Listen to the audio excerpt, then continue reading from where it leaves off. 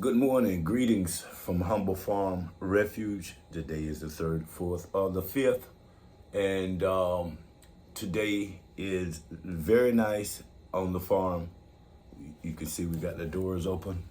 Well, so spring is quickly approaching, and there are some interesting things going on here on the farm. I am just elated to, to share with you here in the studio. But today, first, I want to thank my viewers for lending an ear and a comment or two. But today, I want to talk about being a part of the operation to make America great again. Now, you hear that acronym and it gets kind of scary, but I think there's more truth to it than it is scariness once you really think about it. There's a need, and then how do we fulfill these needs? What's my role? What's your role? Is it to stand by and look for a politician, a legal person, a lawyer, or some other smart person to take the bullet, to do our job? So you kind of see where I'm going with this. My idea is to encourage us, you and I, to take responsibility. Why? Because that's the only way it's going to happen.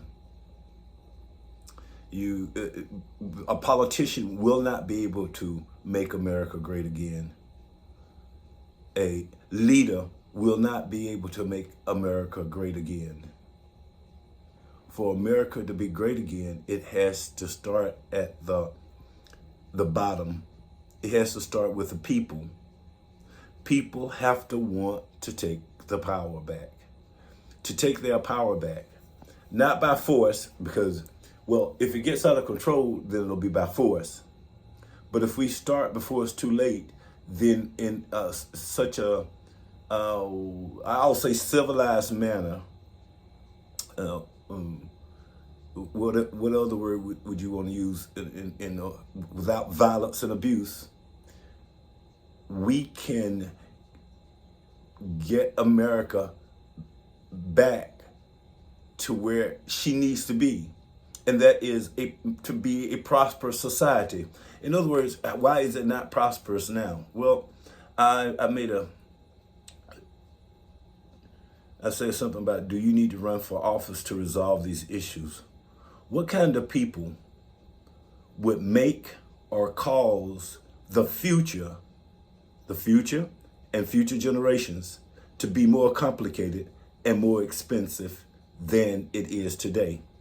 When you look at things, how can utilities keep going up when we came up with smarter ways to do utilities? So we thought there were smarter ways to do utilities. And you get all these crazy terms. You can go green, you can go clean, you can go smaller footprint. But then the more we do those things, the worse things seem to get.